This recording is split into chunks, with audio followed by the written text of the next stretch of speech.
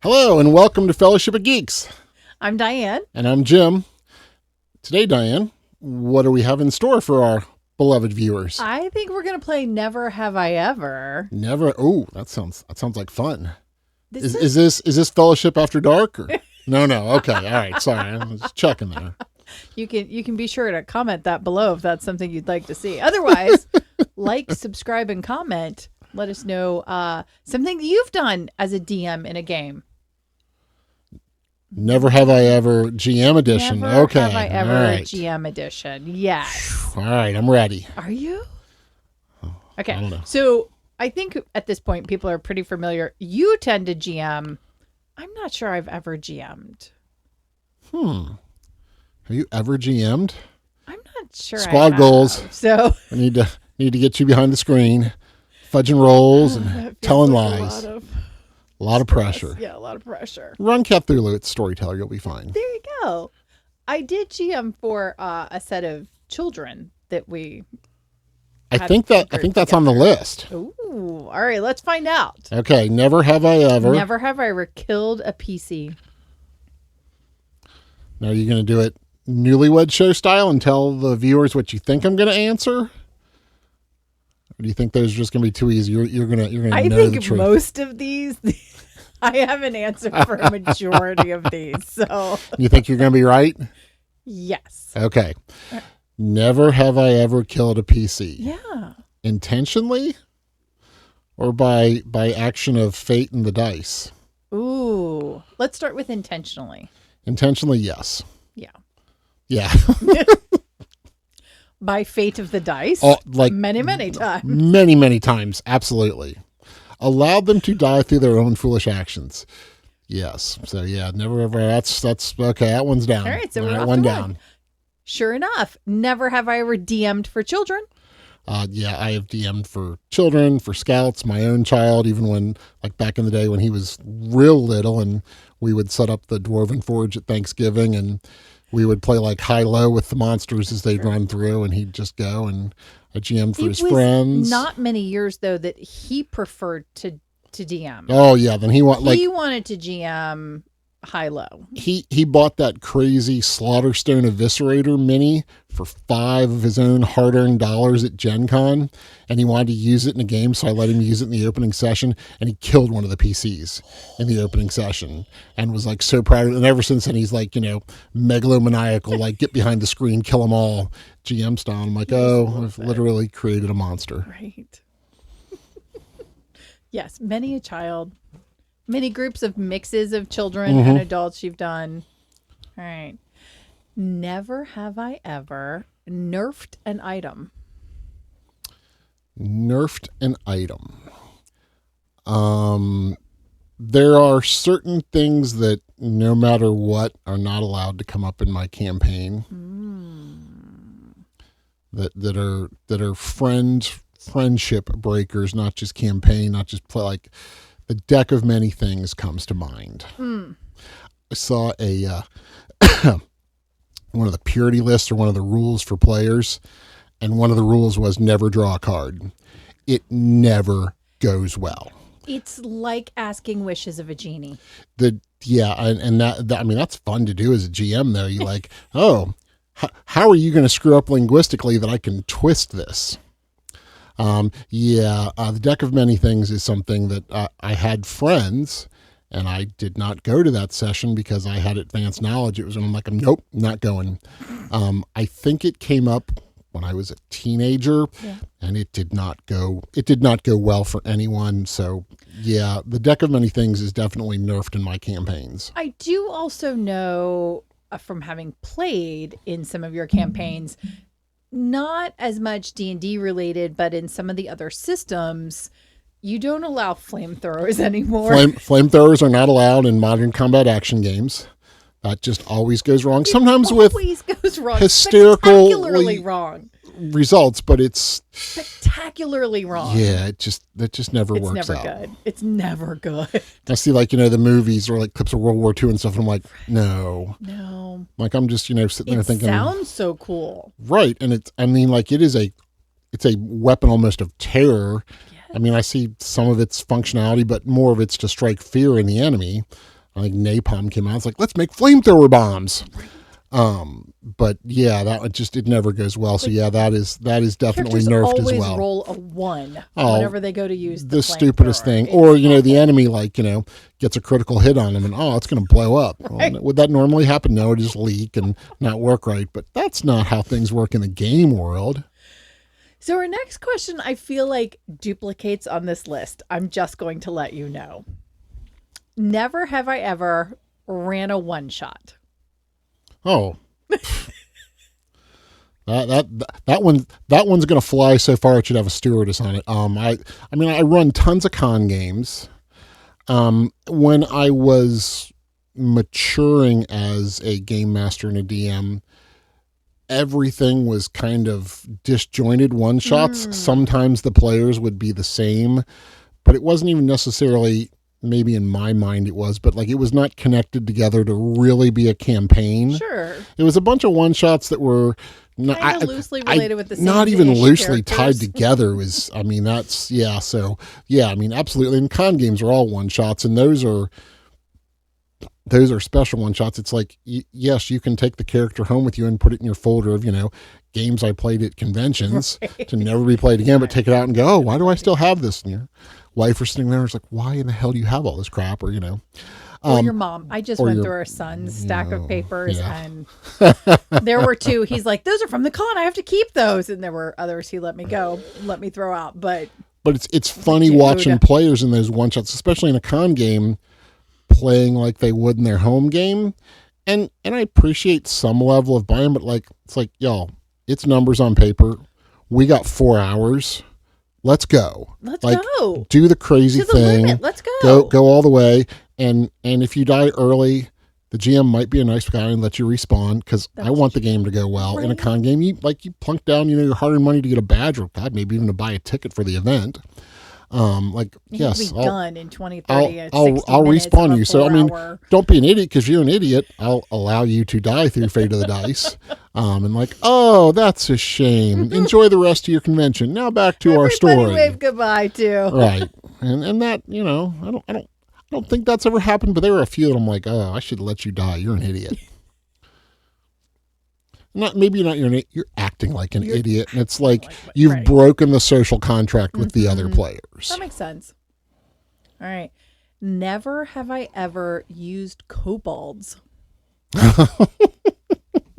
That question seems like these are like the simplest, easiest never have I ever's. Of course, you've used kobolds. Everybody uses kobolds. Everybody uses them. I think the only way to make that simpler would be like, never have I ever used goblins. Well, come on. Never have I ever had a paladin. I mean, it just... Right. Yes. Yeah, They're that's a silly staple. one. The little dragon dogmen people things. This one's a good one, though. Never have I ever ran a campaign 1 year or longer. We probably had a 20-year Rifts campaign that we had. And I mean, some of the names and the faces changed, but the core group was there for a really, really long time. And some of those guys got really high level and stupid powerful in the Rifts world. Yeah, I think that campaign went on at least a decade, 15, maybe closing in on close to 20 years. That's incredible. Yeah. It's wonderful to play with people for that long together. It's Critical Role's dream to have that kind of longevity. Absolutely. But it's wonderful that even as life changes tremendously in a decade, for you guys still to build the kind of time to get together to play that and to have a story that's cohesive through that and characters that are cohesive. And I mean, we had our D&D game back in the day when we all worked at the theater. And I mean, we played every, Saturday night for probably 3 years. And that one went on. We had a long running, Twilight, and then a long running Merc campaign that were well over a year that went on for a while. I feel like your campaign games, a year is pretty standard. Yeah. For you guys to have played, even when you were playing closer to every week, every other week. Never have I ever been a player. There, I have unoccasionally bellied up to the table and been a player. That was a nice thing about Lexicon this year. You and the little guy missed out because you were NYLT in it, and Yes. so I went and like did not run events and just hung out with friends. And I think I might have played 3 games, Oh, wow. which was really wild. There's some systems I wanted to check out and try. You and I have played in several games together at the smaller cons. At like that we at do. River City Con, we played Mouse Guard together. Yes. We played the Replicant game. Gosh, I was I'm like, what's the totally Blade Runner blank. one? Blade Runner. Yeah, we played Blade Runner together. We played Delta Green. Yeah. We played a bunch of them, So yeah, we've which is also kind of fun. we've played a because we few times don't together. Often get to play together. Right. Yeah. So that was really good. Yeah. And it's always interesting to see you as a player. I don't know what that means. We're going to keep going. Never have I ever fudged a roll. I have no idea what you're talking I about. didn't think so either. So Fudging, I'm unfamiliar with this term. all roads lead to Rome. And that's fudging the story. It's fudging the story, but I think there are like if the con game and things go that far awry in a roll at the very beginning, you may have to fudge it a little bit because you just talked about like everybody's there to have fun, Right. I mean, you have that for it. So and that's usually at convention games. You're run of the mill. Hey, my friend has the book and I've played a few times, and I might have my own dice or something. Don't usually spend the money and the time it takes to go to even a little regional, local convention, much less one of the big daddies. So it is easier to have that, not to have to enforce the social convention. Mm-hmm. Everybody buys in. They're like, yes, there's a little bit of a railroad here because we have a finite amount of time. We're trying to get from A to B. And I want to have that experience based on those 250 characters of text Right. they read, used to be in the book and now online. So they buy in. But fudging a roll is more like, we're going to let the big bad live a little longer, or this game needs to wrap up. They're going to kill him anyway. So let's just let him go down, at this point, or like let that player extend just a little longer than they would, or like, oh, well, you should have failed on, this one, and we'll give you another shot on that. And it's like, oh, that's not even close to what it has to be. never have I ever DM'd for a party of 8+. Guilty as charged. I've run 12 or 13, I think, is the most I've run. Ooh. I mean, our Rifts game was quite large. Good large. We had a pretty good crew for D&D that were 8 or 9. 6 or 7 of those were regulars, and there was always a cast of others coming in. But yeah, I've run big groups a lot. I don't run like Kevin Simbiter, Carmen Blair, like, 20 Their groups are player crazy. in insane games, or like Carmen's Kill Fest or Right. something like that. So I haven't done anything like way over the top. People are like, oh my God, 8 or 9, that's way over the top. Okay, it's way over the top. All right, well, I'm going to pair it with the opposite question. Have you ever DM'd for a party of 2 or less? So I have to say yes. Way back in the day with our original D&D group from the theater, we went to the Miskatonic Student Union convention at the University of Kentucky that I had some friends that were in that gaming club there. Sorry, like what I heard in my head sounded like Miss Universe, like the Miss Katonic. And I was like, what? And I've heard this story, but I was like, what? I'll take a Miskatonic on rocks, please. All right, please proceed. And I don't know the vagary of the circumstance, but the afternoon we had some downtime, and I think there were only a couple of us there, and I don't know if somebody went off to see about a girl or who knows what happened, but we were down to just 3 of us, and we played a very, kind of brief, to call it an adventure. We had a couple encounters and played through and just killed some time, and I was like, oh God, this is weird. The whole thing was weird. even though they were like two of my closest friends and like players I'd known and played with and GM'd for a zillion times. It was weird. And so like a con game, I'm like, and I've had, no shows, I've had only a couple. Like I get that buy-in, but if there's only two and I'm like, I'll sign your ticket, go get a refund. I'm sorry. Because it's too hard to do. Yes. And I see it's very popular right now is solo adventuring. And I'm like, yeah, when I was 9, I loved reading choose your own adventure books, but sure. I wasn't sitting there and like running. Like I don't even know how that would work. And just the whole idea just makes me uncomfortable. Well, and I think about when you write con games particularly, right? Again, I'm going to jump ahead of question. When you're looking at running a con game, there's so much emphasis for you on, does everybody have a time to shine? Right. And so since you get to create the characters for those games, you do need every one of those characters for the game to be successful. And so if you only have 2, yeah, it's hard. It makes it really hard to figure out what else is in their skill sheet that'll make it work. And it's like, oh, I need to tailor my adventure down to a buddy cop scenario. Right. I mean, yeah. Yeah. Yeah. Those are. Yeah, that's that. I have, but that was a one and done. I'm like, nope. That just doesn't work. Here comes a fun one. Are you ready? Oh. Never have I ever used a mimic. I ran a whole adventure a couple years ago at Origins that like all of the monsters were mimics. There was a lurker and there was a displacer cat, but for the most part, all there were mimic after mimic encounters. Not only was every bad guy a mimic, everything in the castle was a mimic. I mean, it was crazy. Even I'll call him the administrator of the castle for Lord whoever who was away on business was a living statue. Right. I mean, it was supposed to be kind of whimsical and fun, and it was called Castle Davenport because there's the famous story about you come into this room and you find a Davenport. Well, I attack it. Well, Davenport's like a chest of drawers, kind of an armoire thing. It's right up there with the gazebo story. There's a gazebo in this room. We attack it. What's a gazebo? So, but yes, so yeah. Not only have I used mimics, but had a whole adventure of mimics. I love it. I love it.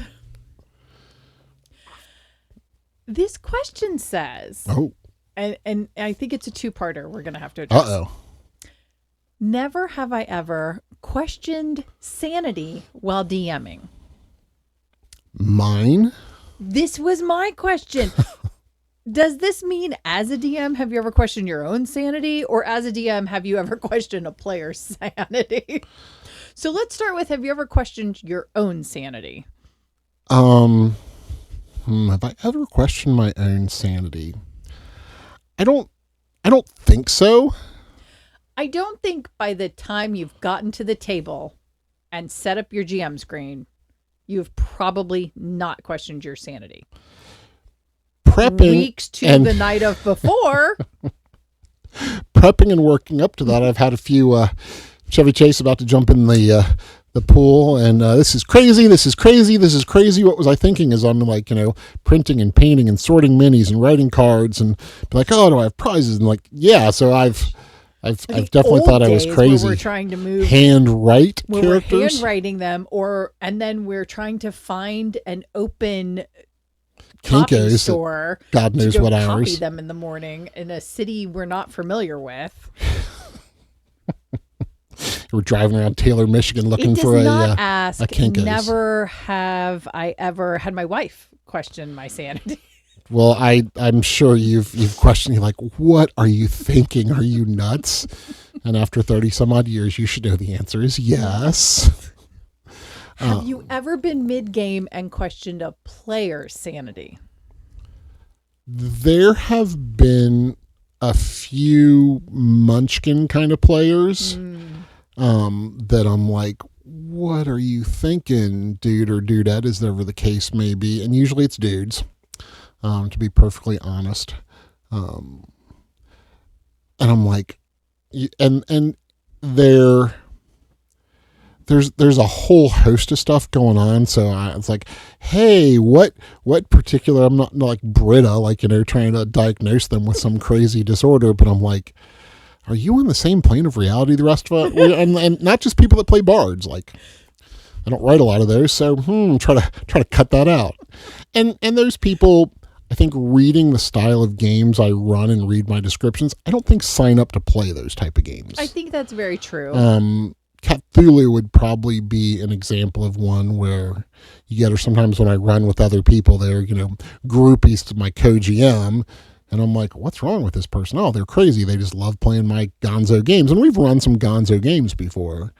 But yeah, not so much. But yeah, the prep, I've questioned my insanity. But actually in game, no. Not usually, yeah. I'm like, am I being crazy enough for them? Even the game where you ran around the room and gathered people to come sing Sweet Caroline, I am positive you did not question your sanity while doing that. No. The rest of us may have. It made total and complete perfect sense. Total and complete perfect sense. And the player, who he's an awesome player and a great dude, like, had the I'm like, oh yeah, let's freaking go. I'm gonna take what you want to do and we're gonna turn it up to 11. And I mean, it was 11 o'clock at night probably at this point too. Late. It was late. Yeah, that was a hoot. Yes. All right. I'm pretty sure everybody else in the building was questioning my sanity. Very possible. Yeah, absolutely. Yes. But it also that's the same group that want to play in your game desperately every time. Right. So And I mean, maybe they don't question. Just maybe hearing Nick Bradshaw sing Sweet Caroline was right there. Never have I ever said, you can certainly try. Oh, Liana, every time I run. I don't find that you say you can certainly try nearly as often as you say, like, we'll roll for it. Let's see what the dice say. Let's see what it says, or tell me a story, or you have a version that doesn't quite sound like you can certainly as erudite as that. Yes, in my parenting, I use you can certainly try a lot more often, but that's a story for another time too. Speaking of which, there's a great new book that I need to share with you that we need to read and then share with our audience about using game theory and DMing as a parenting style. Ooh. Yeah. Future program alert. Can we try it in the field? That's right. I worry ours is a little old. I was just gonna say he's getting kind of old. He's so so experienced. So. He'd see right through it. He's seen behind the curtain, or the GM screen, as the case may be. Never have I ever had a big bad killed in the first round of combat. No, because I fudge rolls. Duh. That's an easy one. I think you have, like, I've seen you be surprised by that stuff. Not the first combat of the game, because the big bad guy's not there in the first combat of the game, right? Unless you're doing one of those come and defeat defeat the heroes and then fade away until the end, that kind of hero's arc there where they beat you down, you montage yourself back up, and then you come back for redemption. I do know you've had main plot pieces that get defeated fairly early. You're like, we'll figure out what we do for the next 2 hours. You're sitting on the surface. It all looks like calm. Little duckies swimming like crazy underneath. It's all good. Yeah. We'll get there. It's fine. In the same vein of that, never have I ever had a total party kill. I've had a total party kill. You've had more than one, I feel. I mean, as a player, I killed the entire party once. This is why no more flamethrowers. No, this Those two things go together. It had nothing to do with the flamethrower. We were playing Dark Conspiracy. It's a long, long story for another time. Yeah, I've had, I can only ever really think of one, and maybe it's just because it stands out and it was so over the top crazy, and Yeah. I felt bad for the players. Oh. It was we were playing, I think we were playing Merc Twilight 2000, something like that. We were playing D20 Modern. It was a modern day scenario, and I'd kind of stolen it from a old Twilight scenario, and brought to modern day as opposed to after the Twilight War, where terrorists had taken over an amusement park in San Antonio, Texas, of all wonderful places. Must be a Six Flags.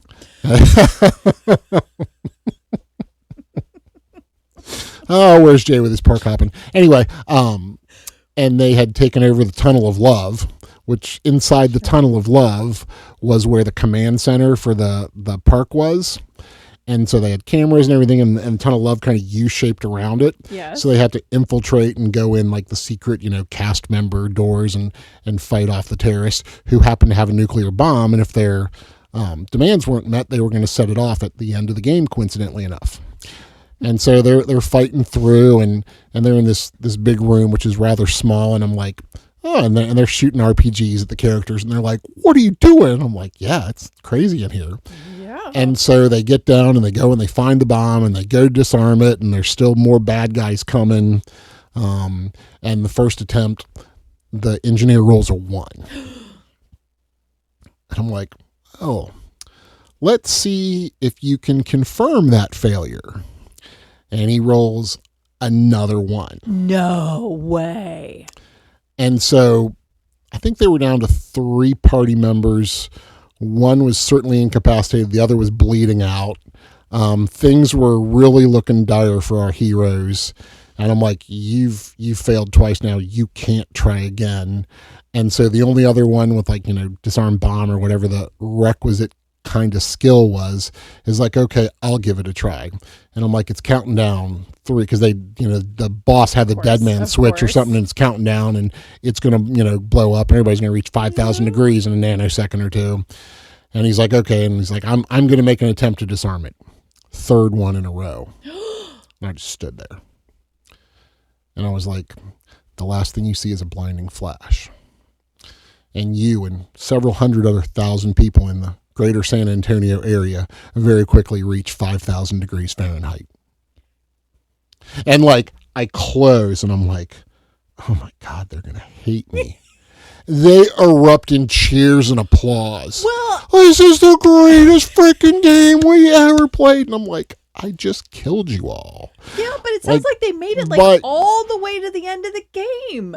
The fate of the dice is the fate of the dice. Yeah, I was like, oh, well, I'm glad that's the greatest game I ever played. And I'm like, you died though. I'm like, okay. And there were a couple guys that I see regularly at conventions. They still come up and talk about that game. See, they're like, oh my gosh, it was so awesome. And the engineer, he failed twice. And I think it was the leader had the other engineering skill and came up and crit fails. Oh my gosh, it was crazy. I mean, like most things in life, everyone remembers the story where it didn't go directly to plan. That's awesome though. So yeah, that was kind of wild. But I'm like, I dip my head. I'm like, we're done. I'm like, they're gonna be so everybody's just gonna walk away defeated, and all of a sudden they erupt in cheers, and I'm like, oh, they don't have any pitchforks or torches, so I guess this is working out okay. This is a question I don't quite know the answer to. Oh, I'll be honest. Never have I ever used a counter spell. Never have I ever used a counter spell. And I don't quite know the answer because you don't care for a lot of spells. I'm not in games. So unless I'm running fantasy, I tend to shy away from magic. Now, in fantasy or rifts or things like that, magic is the great equalizer, so I will use it to pummel the players who are usually kind of basic mooks and don't have magic. A counter spell. The closest I could ever come, we were playing rifts, and I lured the 2 magic users in the party into an area and cast anti-magic cloud on them so they couldn't use their powers.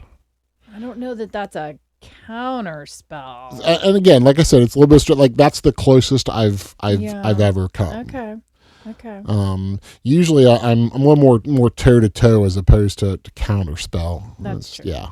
You'd rather battle it out. Yeah. Okay. I don't know how to interpret this one. Never have I ever played more than one edition.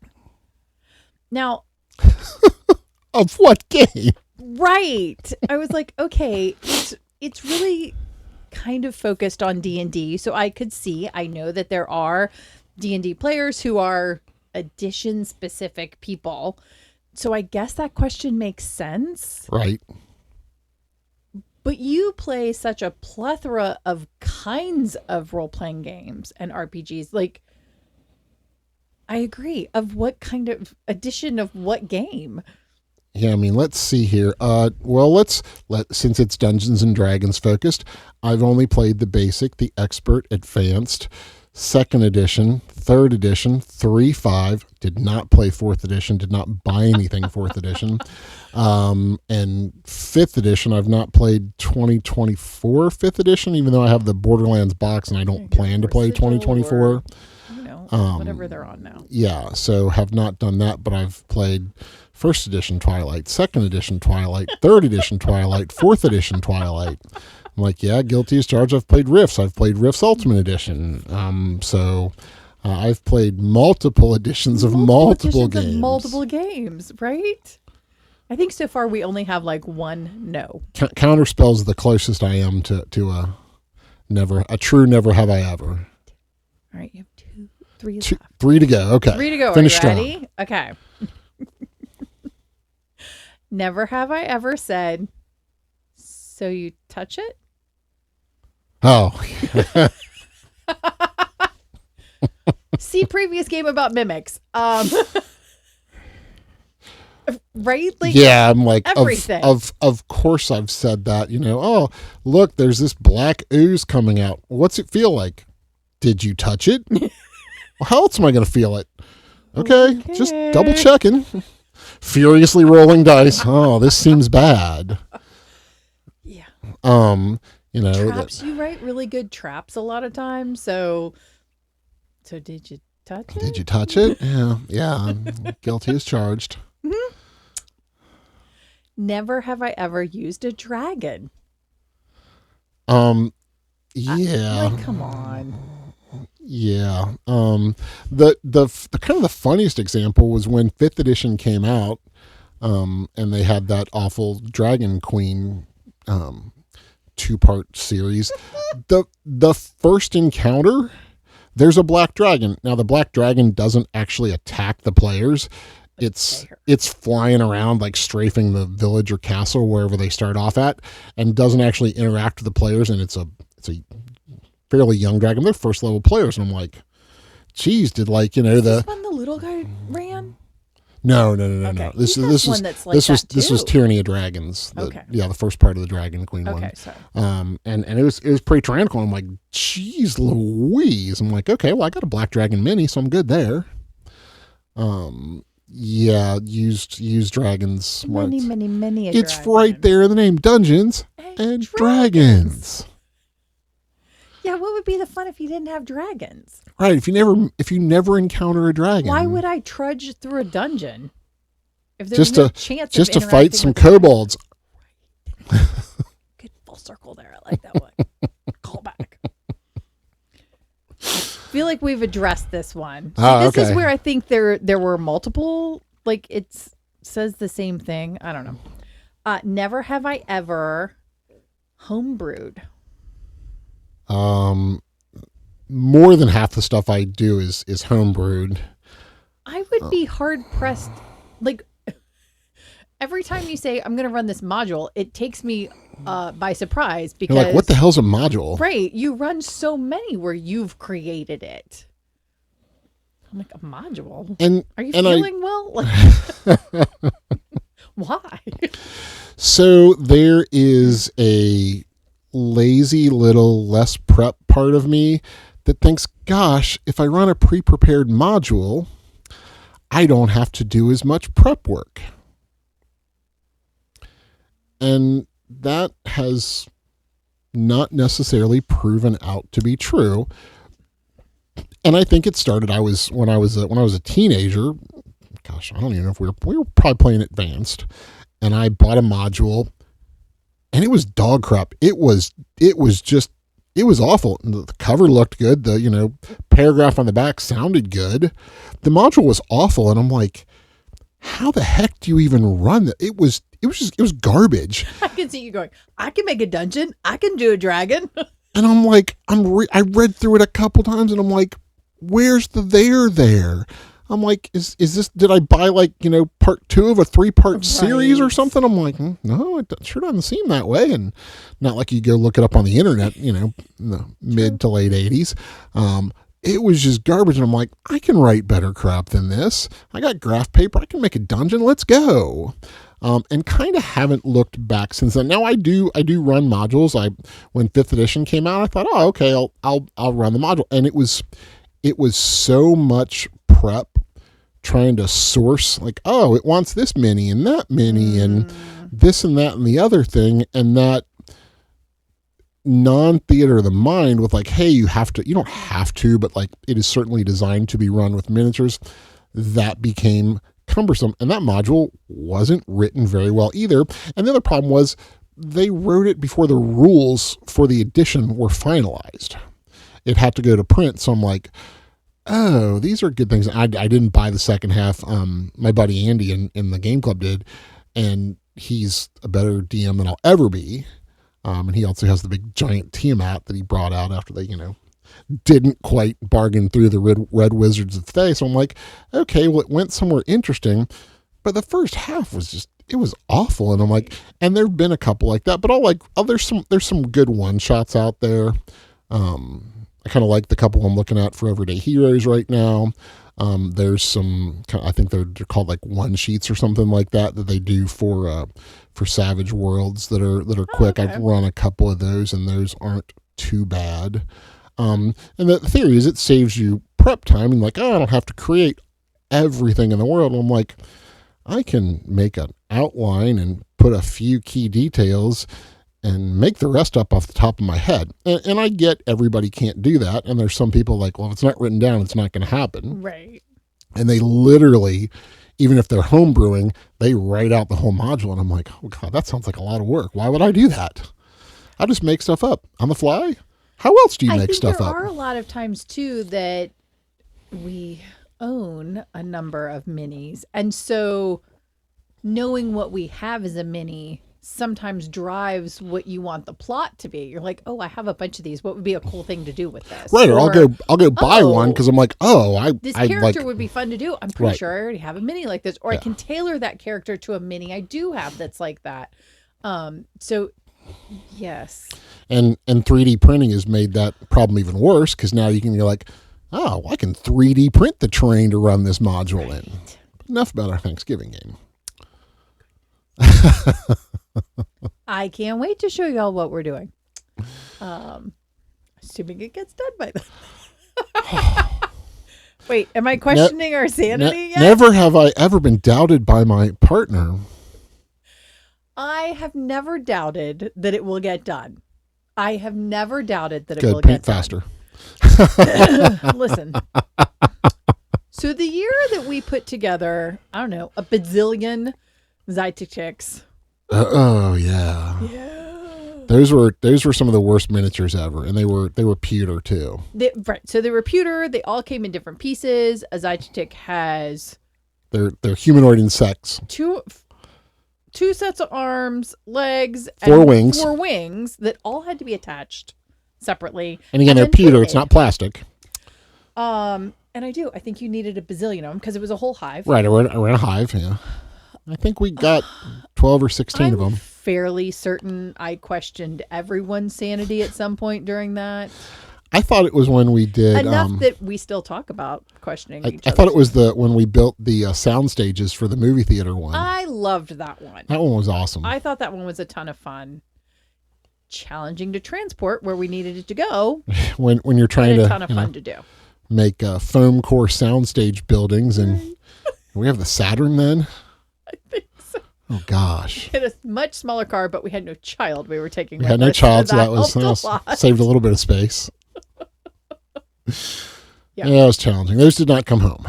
No, which was lovely though. I mean, they were made out of those like It's foam core, yeah. yeah, the foam core poster boards. So I didn't feel like we were losing a whole lot when it was the same year I learned that our friends from Canada, when they come in, leave all of their terrain pieces because they're charged a tax on them to go back to Canada. Even though they brought them to the States with them, we're charged to take them back to Canada. And some of theirs were really elaborate. Yep. And had either put lots of time or spent lots of money in it and were just leaving it. Right. I was like, oh, mine's I'm just going to bring it across for a few days and I'm going to take it right back with me. I'm not selling it. No. Right. That's crazy, yeah. Me, but yeah, indeed. That's a different political question. It's a whole different story. Yeah, I always know it'll get done. It is sometimes a question of how late the night before we're going to. How many sand points you'll lose getting it done. Yeah. But Thanksgiving's always fun. You do a really big, really nice night before Thanksgiving, which again, with a group that you've played with for this many decades, it was the night everybody was home. Right. I mean, two of these guys were in the theater campaign. Yeah. Back in the day. I mean, that was early 90s. So, it's before Thanksgiving at the theater. It's before Black Friday. It's everybody's home from school and get together. Yep. So, it should be fun. Have I answered all your questions? Those were all the preset questions. Are there any you'd like to review or revise that maybe we done early? So the only one I failed on or didn't succeed on, depending on how you look at playing Never Have I Ever, was Counterspell. Was use a counterspell. So you are a level 19 DM. Huzzah! I get a medal or anything? Right. Go 3D print one. Okay, I got it. You caught me.